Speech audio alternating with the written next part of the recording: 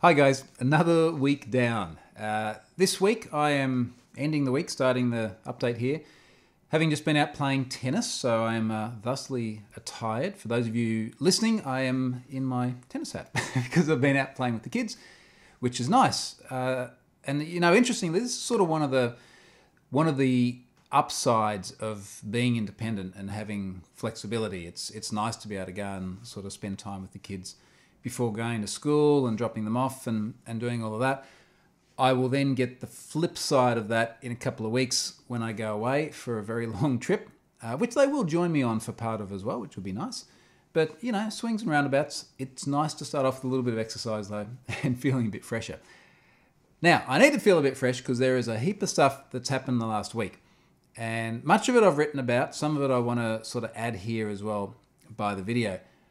One of the things that I haven't written about that you will see soon, I will write about, is I finished the GDPR course that I've mentioned a few times. Now, I've only mentioned this here and there, but I've had a lot of people actually ask me questions about it. So there's bits I can tell you and bits I can't. I did create this for an organisation, so I won't sort of name who it is and what it is because I think that they will want to probably control the way that's communicated. It will be freely available to everyone. So it's nothing you've got to subscribe to or anything like that, which I'm happy about because I think GDPR is important. Now, GDPR, for those of you who are familiar with the acronym, will know that it is a regulation that is going to impact a very, very large, let's try that again, a very, very large number of organisations, particularly in the EU, but not just in the EU, because you can be outside the EU and be impacted by GDPR. And I've been quite interested in it for a while because one of the things that people keep asking me is they say, how are you going to deal with the fact that GDPR means that you can't have data in Have I Been Pwned because people haven't consented? Now, I always found that a bit of an interesting sort of position, and I honestly didn't have the facts at the time to give them a good answer. So when the opportunity came up to write this course and actually create something that's useful, and it is a commercial course, I get paid for taking all the time to write it and edit and all that, but also to learn something quite useful, that seemed like a good opportunity. And I want to sort of cover a couple of points here, and I'll talk more about it when it actually goes out, but a few things very briefly, because I know that for some people, GDPR is enormously important.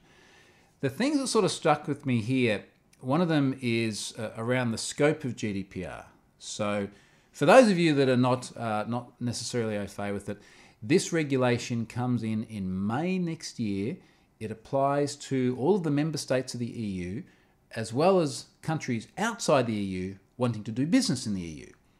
And parts of the GDPR regulation that people have picked up on are things like this extraterritoriality clause, which says if you're outside the EU and you're dealing with EU people's data, then you've got to abide by our rules. And this always struck me as a little bit odd because I'm sort of thinking, well, how are they going to make that happen? Like if you're, say, running some 2-bit website in Beijing, can you imagine a European regulation coming along and going, you got to play by our rules because you've got our data in? They'll go, yeah, right, so what? Now, here's the interesting dissection, and this is sort of the only bit of GDPR I want to drill into here. The real key here is about whether you're offering goods and services to EU citizens or residents. And I've got a few examples here, which I'm not going to show you because they're going to come out in the presentation, in the course. But there's a few criteria. They're things like, does the entity that is collecting this EU data subject data, or data subject just being a normal person like you and I, does the entity have an EU office? Because if you have an EU office, you're probably trying to do business in the EU. Does the entity offer languages in EU languages or offer, sort of written translations in EU languages? So if you've got pages that are stood up in Dutch or French or things like that, there's a very high likelihood you're targeting EU residents. Does the service represent currencies in euro currencies? So either in euro or in, say, Swedish krona, because Sweden is part of the EU. And another one here as well. So does the entity have EU domains? So if you have a .eu domain, or if you have, say, let's say a .nl domain, because you're trying to target people from the Netherlands, GDPR is going to look at these things and go, well, it looks like you're trying to do business in the EU. And if you want to do business in the EU, you've got to play by our rules. Conversely, if you simply have a website that stood out there on the web in a non-EU member state, and by virtue of the global nature of the internet, anyone can come from anywhere and put their data in there or use the service, that is highly unlikely to come under GDPR. And that makes a lot of sense.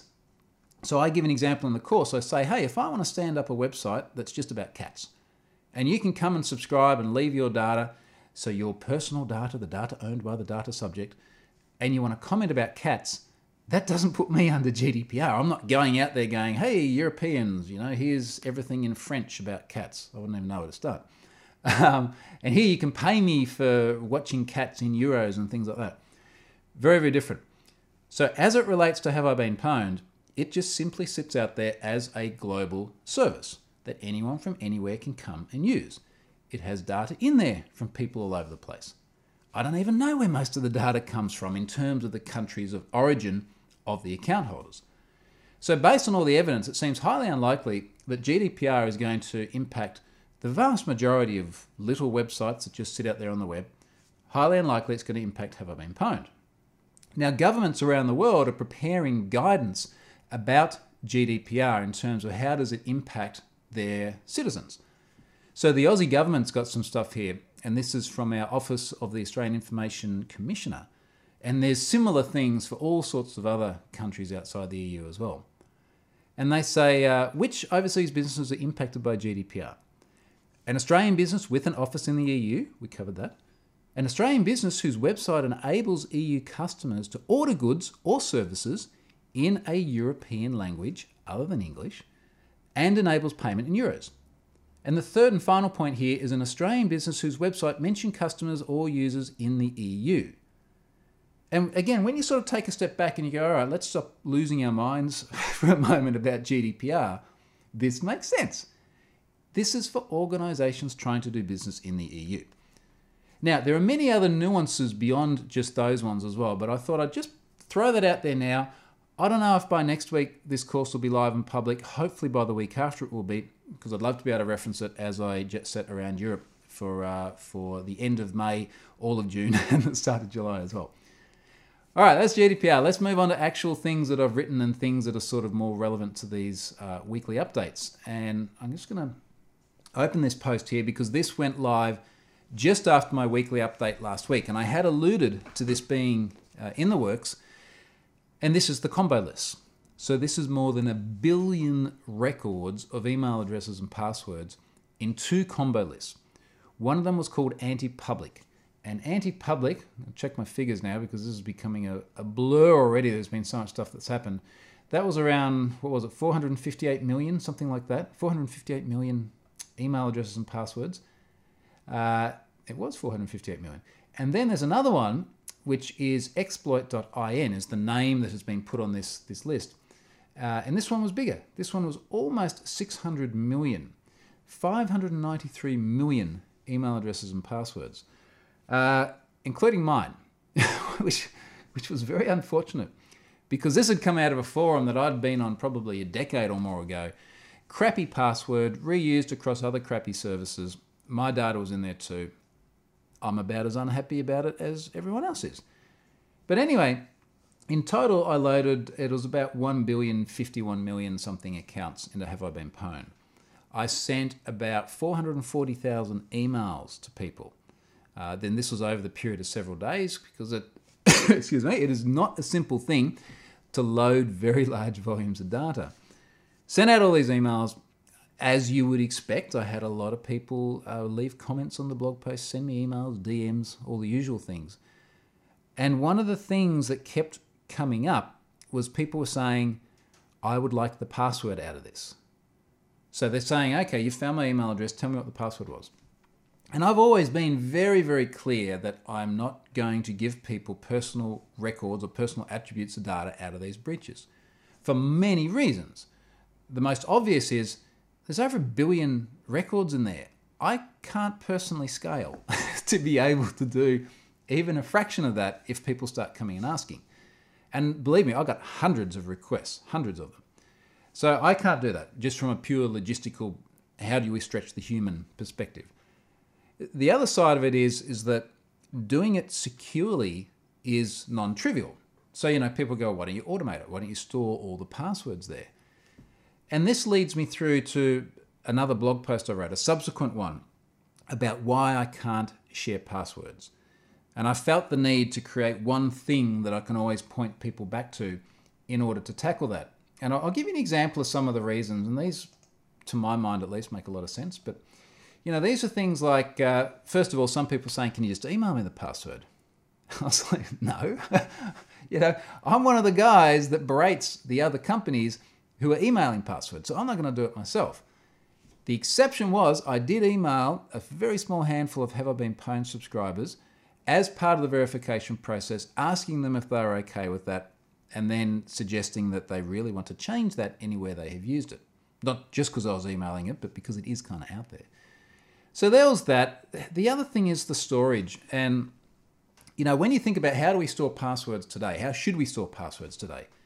They should be strong cryptographic hashes. They should be bcrypt with high work factors that are going to take a long time to crack.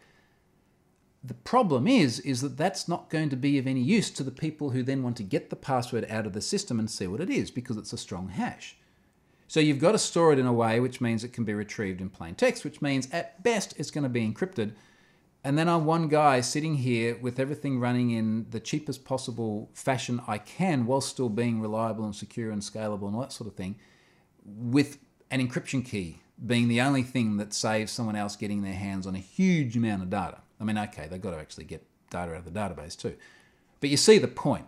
This is storage in a way that we berate, we being the security people, berate other organizations for doing. It's an insecure means of storage. So that was a problem. The other problem is that as much as this could have been good for this anti-public and exploit IN data, which had plain text passwords, it's pretty useless for all the other data breaches, which are almost exclusively using some form of hashing for email for passwords. So, for example, LinkedIn, SHA-1 hashes. All right, SHA-1 hashes are bad for passwords. However, it's there as a SHA-1 hash. Now, unless I go through and I start cracking hashes, I can't give people anything of use. And people would retort and they'd go, well, you could give me the SHA-1 hash and then I could figure out what it is. And it's like, I see where you're going with that, but first of all, we're back to insecure storage because SHA-1 hashes are not very good. Second of all, there is this tiny fraction of 1% of people that use Have I Been Pwned that would know what to do with the SHA-1 hash. Most people would have no idea. So, you think about your non-technical significant others and your friends. And if you were to say to them, hey, you got owned the other day, here's your SHA-1 hash, they'd be like, well, now I'm even more confused than I was before. So that was a problem. People were coming up with ideas where they said, look, you should have a service where someone enters their password into your site and then you hash it and compare it to the one in the database. And I'm going, whoa, hey, hang on a second. Nobody should be creating a service where you ask the masses to come to the service and then take their passwords from other totally unrelated sites and put it into your service to check it. Unless you're a password management service, like LastPass or 1Password or something like that, nobody should be doing that. And then people go, okay, well, what you could do, here's a good idea. So that you never have to deal with the password, you don't actually post it to the server. You do it all client-side with JavaScript. And I'm saying, but you're still asking someone to put their password into a web browser. And that person doesn't understand the nuances of client-side processing versus server-side processing, nor should they actually need to, nor should anybody have to go through and check it, because we should never be asking anybody to do that. Someone even suggested, well, they could just type it into the console of the browser in the DevTools. And I appreciate the ideas, I do, but that is so non-practical for 99-point-something% again of the audience. It just doesn't make sense. So that was some of the reasons. A few other things here as well. Some people said, well, it doesn't matter too much because the data's already leaked. And this is, I think, just a very disrespectful way of treating people's data, where if we sort of say, well, your data got exposed in some place that is accessible by people who shouldn't have it. Let's now not give a shit about how we handle it. Like, that's not a very, very good attitude to take at all. And it's also the sort of thing that would bring down the wrath of law enforcement, pissed off companies, upset owners of that data, that would make it difficult for me to run the service. So there's no way we're going to do that. And sort of leading into that, and this is the final point here, simply being able to say, honestly, hand on heart, that I do not store any of these passwords in that Have I Been Pwned service up in the cloud is enormously important. And it wouldn't be the same if I said, I do store them, but I'm really, really, really careful and I hash this and I encrypt that and I do all these other things. That is not the same as saying I simply do not have them. End of discussion. Easy. So I get the desire for people to have access to this, but it is very much, when I delved into it with a few people, it's very much a curiosity, I think, more than anything else. Because the reality of it is that once you have good password management practice, you have a good password manager, you do unique passwords, you do strong passwords, the impact of something having turned up in some unknown incident years ago is minuscule, very, very, very small. But the sentiment that I keep hearing from people, and it's not just this incident, it's been many other incidents in the past, particularly Ashley Madison, I kept hearing this. What people want to know is they want to know what other people know about them. And I actually find that really interesting. I think there's another sort of train of thought I could possibly pursue in the future on that. But that's what it is, people wanting to know what other people know about them. And that is a sort of a parallel issue to, I want to protect my account so that other people don't log into them. So that was the situation the other day with this, these breaches. And that has now pushed Have I Been Pwned to 3.75 something billion records in the system, which is amazing, given that it started with 155 million. Interestingly, I remember it was June last year that I hit 1 billion. And I remember it because I made it live during my talk at NDC Oslo. We loaded a piece of data, flicked the switch, and everyone went, yeah, well, it's not much of a celebration because we don't want to think about 1 billion people getting owned. But it was a significant point where we hit this billion. And now it's more than 3.5 times that, which is pretty insane. So I don't know where it'll go from here. I've got lots of ideas. We'll just have to see what comes to fruition, and you'll hear about it here. Now, one other thing that happened this week, and this is kind of what I love about this industry, right? You just never know what's going to come up. And I had an interesting experience. So I went to the dentist. Hadn't been to the dentist for a while, so I went to a new one. And I've gone into the dentist, and this is a true story. I did not make this up. Doing the forms and everything, because you got to do forms when it's the first time you go to a new one. And there's a guy behind the desk, and he's sort of in a polo shirt with a logo, and it's an IT something something, and there's a receptionist, and they're talking, and he's saying, he's actually on the phone to someone. He's saying, yeah, they got cryptovirus. I'm like, oh wow, this is interesting. You know, like I can observe firsthand like a cryptovirus in the wild, like how do normals respond when this happens, and they're all looking pretty stressed because if you get ransomware, and I assume that this is what they're referring to, it's not going to be a good time. So anyway, I'm listening to them talk, and then I'm in the dentist chair, and the dentist is sort of doing her thing, and she's kind of talking to the dental assistant going, just make sure you don't open emails from anyone you don't know. And they're writing notes, and they've got paper and stuff all over the place because they're basically offline. They can't touch any of these machines. There's a Windows 7 machine sitting there, so already we're starting to talk about a slightly older operating system version there. That's sitting there, but they're not allowed to touch it because stuff's got ransomware and they're rebuilding everything. And then as I go back out the front to sort of pay and get on my way, the guy's asking the receptionist, and he's looking at her going, so where are your backups? And like the look on her face was just, it's just that blank stare, you know, like, our what? And then the dentist comes out, and the dentist goes, well, we got some boxes in a cupboard here, you know, like computer boxes in a cupboard. And the guy's looked at it, and he's gone, they're not turned on. And the dentist said something along the lines of having seen a flashing light somewhere in 2015. And there was a part there where I was sort of going, for a while, should I offer some thoughts or some advice or some, you know, console them or something like that. But I could see it going to the point where it's like, you guys are... Basically, this poor bloke there in the IT shirt doing the IT guy thing is now just going to have a shit time of it for the next however many days while they try and rebuild the machines, recover as much data as they can, which sounds like it's not much. And he was going to have to be the one that continually explained to the dental clinic how they just simply lost some files. So I'm kind of curious as to how it works out. I don't particularly want to go back to a dentist anytime soon, but I'd really like to know what actually happened with those guys. So that was kind of a curious one. That is in my Security Sense blog post, so I'll link through to that as well. And in fact, the other thing I'll put in there, I did a free course on ransomware for Varonis a little while ago. And that goes through some of these incidents and the types of attacks and how you can mitigate it.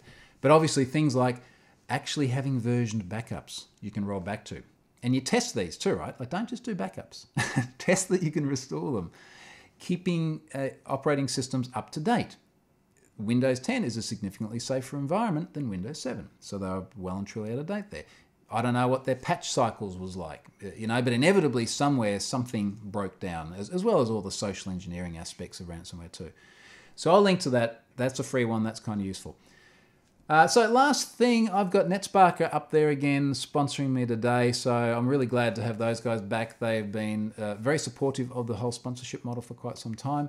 I still use their tooling every time I demo dynamic analysis as well.